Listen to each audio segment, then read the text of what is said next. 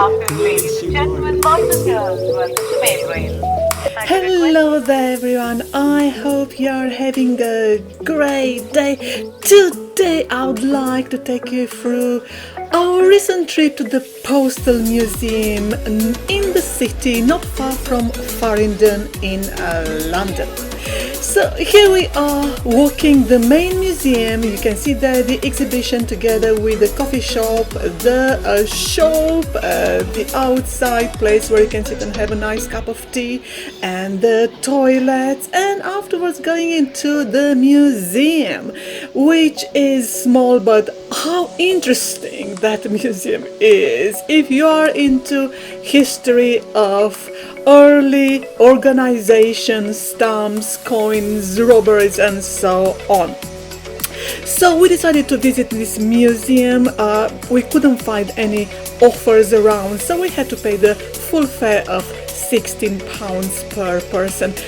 Children and older people have got concessions, and I noticed a coach outside the museum bringing lots of old people who are really enjoying the museum. We are fortunate not to be having lots of kids, but there were some kids and they were screaming all the time, so I had to mute this video at some point because they were screaming and jumping around, which was out of order. It was so loud. I felt so sorry for these poor old people and for my ears because I have got vertigo, and these high-pitched noises, they really make me cover my ears with dizziness. I feel so bad afterwards. Anyway, so from the entrance of the museum you are welcomed with a wealth of information, as I said, on the early organization under Charles I, about methods of transport, up to nowadays when, well, even several decades ago, using motorcycles and their own specific cars, which we all know in the UK, how the post in the past used to take 5 days to reach from London to Scotland. You also have got there more history, coins, lots of stamps, videos, books, uniforms. Uniforms kids can try is just great. Also you have got guns, which the Royal Mail staff used to have in order to protect themselves, and those are guns typical to the 18th century and so on. And most there is mention there of the most recent robbery in the 20th century, so there you have it. At the end of this museum you'll see the postal cards. I mean, how great they were pictured on the walls there. You see as you're about to exit. We love the pictures, and afterwards we moved to the mail rail, which is across the road and it's very well posted, and which this ticket of £16, you just show it to them and you get inside, so you don't have to pay anything else for this.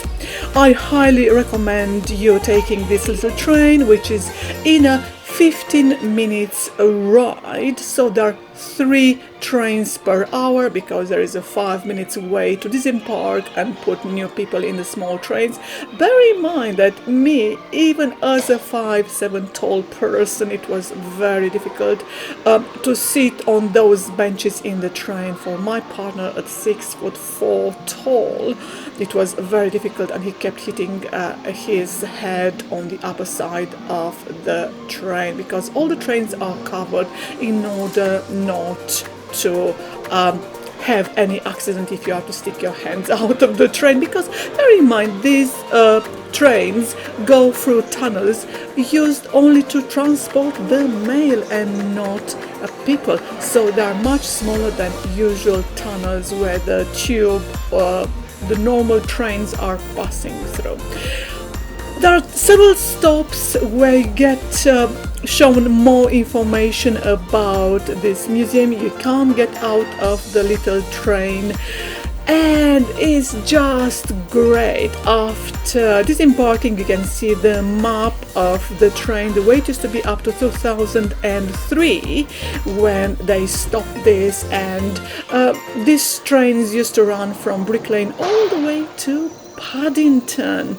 Very heavy. This trip shown to us where we are taken is just under 1 mile probably, so just going a very very small distance in the local area, and it's more like a circle, as I said, with a few stops where information is shown, but you're not allowed to get off the train, and then you are brought back 15 minutes later.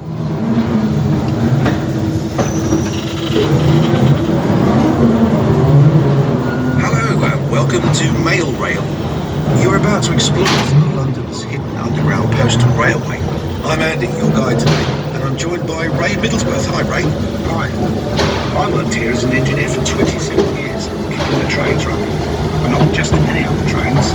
This unique narrow gauge railway was designed to carry mail, not people.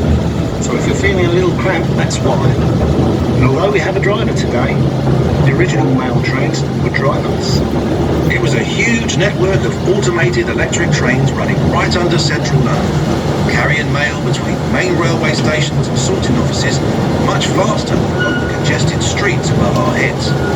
And it's amazing to think construction of the railway began as far back as 1914, with the tunnels dug by hand. Work was put on hold during the first... Work up and down. It was a noisy and lively place to work. Ray's going to tell you more about life working on the railway as we take a trip down memory lane through the many decades of mail rail.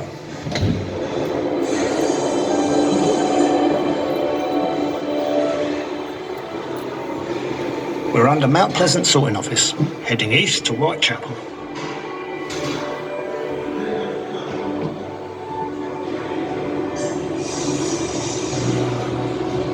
It was hard work down here, but we all thought we were part of something important. There was enormous team spirit.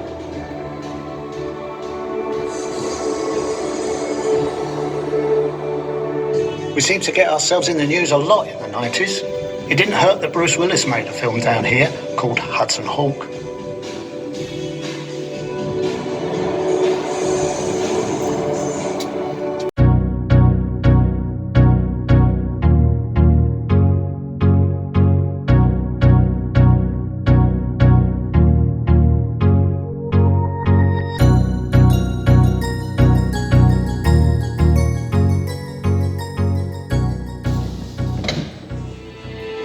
Trainloads of mail arrived at every station, every few minutes, with less than 60 seconds to unload and reload. Let's follow a few of those letters. This is the Colonel. He's writing to the famous poet W.H. Auden at the GPO Film Unit.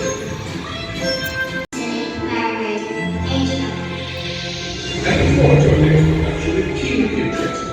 Keep up the good work. Yours sincerely, Colonel Arthur Bingley Crouch, retired. Must go now, or I shall be late for work. Those books won't sell themselves. Take good care of yourself, Bert, my love. This is your sweetheart, Kathleen.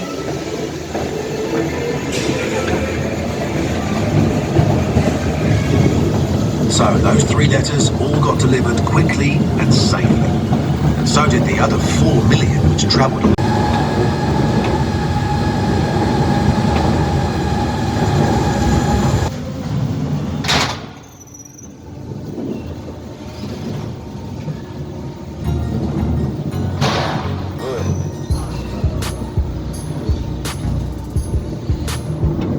Afterwards, you can see another part of the museum on the way out, where lots of different machines and mechanisms used since the Victorians, they are displayed there. So I highly recommend you to see this museum if you are into this kind of things. So I hope this inspired you as usual. As you know, most of the museums in London are free with few exceptions, and I took you recently through the other museums where you have to pay, but I highly recommend them. So thank you for watching and have a very nice day. Bye.